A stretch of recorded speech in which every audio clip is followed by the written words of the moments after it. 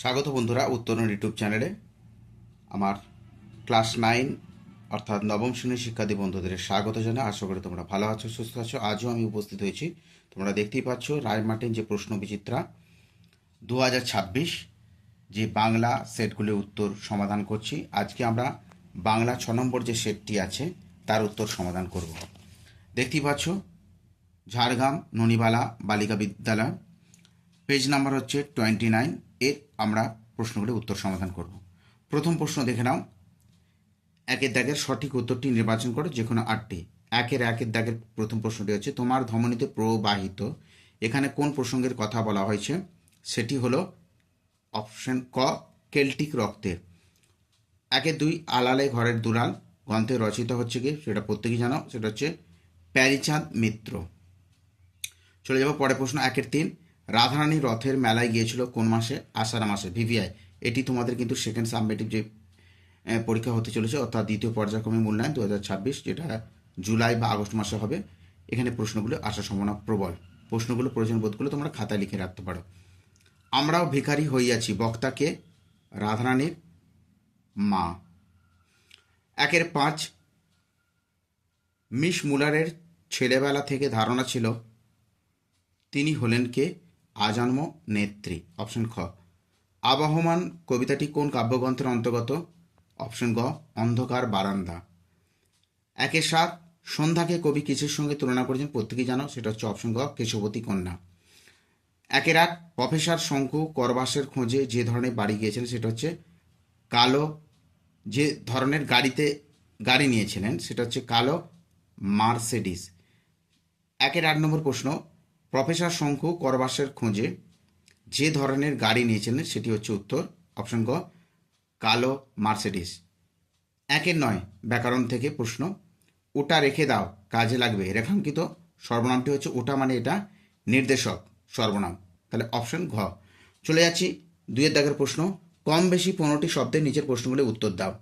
প্রথম প্রশ্ন 2-1, লেখক সংস্কৃত ভাষাকে আত্মনির্ভরশীল ভাষা বলেছেন কেন? এই বইটি যারা সংগ্রহ করতে পারোনি বা যাদের নেই, তারা প্রশ্নগুলি খাতায় লিখে নিয়ে উত্তরগুলো করে নাও। উত্তরটি দেখে নাও, তোমাদের জন্য তৈরি করেছি। উত্তরটি হচ্ছে, দেখে নাও, 2 ক, লেখক সংস্কৃত ভাষাকে আত্মনির্ভরশীল ভাষা বলেছেন কারণ সংস্কৃত তার নিজের ভাণ্ডার থেকে নতুন নতুন শব্দ তৈরি করে, অন্য ভাষার উপর নির্ভরশীল নয়, এই জন্য আত্মনির্ভরশীল ভাষা বলেছেন। চলে যাচ্ছি 2 দাগের প্রশ্ন, কি বলছে? রাধারানী মায়ের পথ্যের জন্য কি করেছিল? প্রত্যেকেই জানো এটা রাধারানী থেকে। 2 দাগ কীভাবে লিখবে? রাধারানী তার মায়ের পথ্য সংগ্রহের জন্য বনফুল তুলে মালা গেঁথে আষাঢ় মাসে রথের মেলায় সেটা বিক্রি করতে গিয়েছিল। চলে যাচ্ছি 2-3 নম্বরের প্রশ্ন, কিন্তু বিঘ্ন আছে বহু, বিঘ্নগুলি কি কি? দেখে নাও উত্তরটি কী হবে। 2-3 নম্বর, বিঘ্নগুলি হলো ভারতবর্ষে দুঃখ, কুসংস্কার, দাসত্ব, জাতিভেদ, অপৃশ্যতা ইত্যাদি, যা ভারতবর্ষের উন্নতিতে বাধা সৃষ্টি করেছে। চলে যাচ্ছি আমরা 2-4 দাগের প্রশ্ন, 2 সপ্তাহের মধ্যে করভাস কি কি লিখতে শেখে? ভিভিআই কি লিখবে? এইভাবে উত্তরটা শুরু করবে তোমরা। 2 সপ্তাহে করভাস সহজ যোগ বিয়োগ, নাম, পদবী, ইংরেজি কথা আর সংখ্যা, মাস, সন, তারিখের হিসাব করতে শিখেছিল। বেশি বড় করবে না বন্ধুরা। 2-5 দাগের প্রশ্ন চলে যাচ্ছি আমরা, কি বলছে? আলো জ্বালিয়া রাধারানী দেখিল, কি দেখিল? ভিভিআই কি লিখবে? 2-5 উত্তর দেখে নাও। আলো জেলে রাধারানী দেখেছিল বনফুলের মালার দাম হিসেবে অজ্ঞাত পরিচয় ব্যক্তি তাকে পয়সা নয় টাকা দিয়ে গিয়েছিলেন।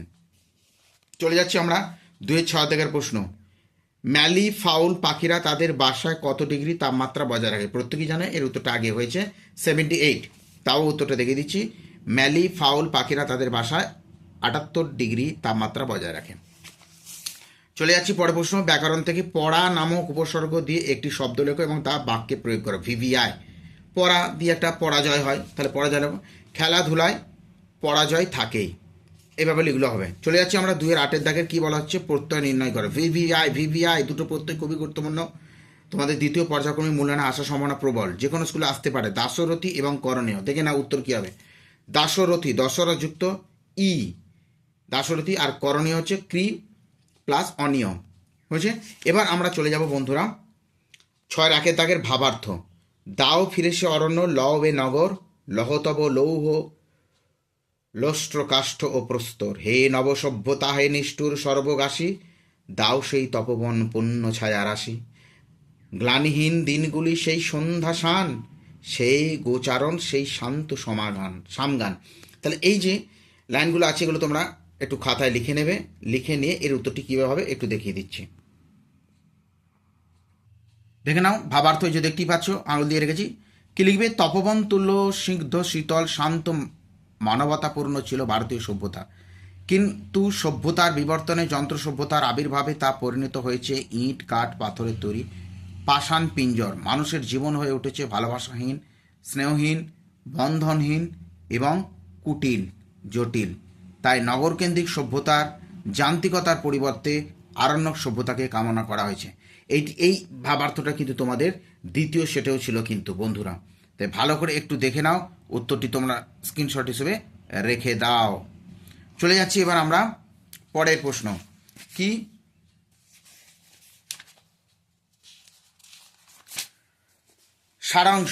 সারাংশটা দেখে নাও, তোমরা খাতায় তখলে লিখে নেবে। বাল্যকাল হইতেই আমাদের শিক্ষার সহিত আনন্দ নাই, কেবল যাহা নিজের আবশ্যক তাহা কণ্ঠস্থ করিতেছি। একদম অ্যাপ্রোপ্রিয়েট। আমরা চাকরি পাওয়ার জন্য পড়াশোনা করি ব্যাস, কিন্তু আমরা আনন্দ সহকারে পড়ি না। তাই পড়াটা আমাদের কাছে অনেক সময় বোঝা বা দুঃখের কারণ হয়ে ওঠে, কিন্তু আনন্দ সহকারে পড়লে সেই পড়াতে সাফল্য তো আসবেই, সেই সঙ্গে মনের বিকাশ হয়, বোধের বিকাশ হয়, চিন্তার বিকাশ হয় বোধ হয়। তাই সুন্দর একটা সারাংশ দিয়েছে। কিন্তু মনের বিকাশ লাভ হয় না, হাওয়া খাইলে পেট ভরে না, আহার করিলে পেট ভরে, কিন্তু আহারাদি রীতিমতো হজম করিবার জন্য হাওয়া খাওয়া দরকার।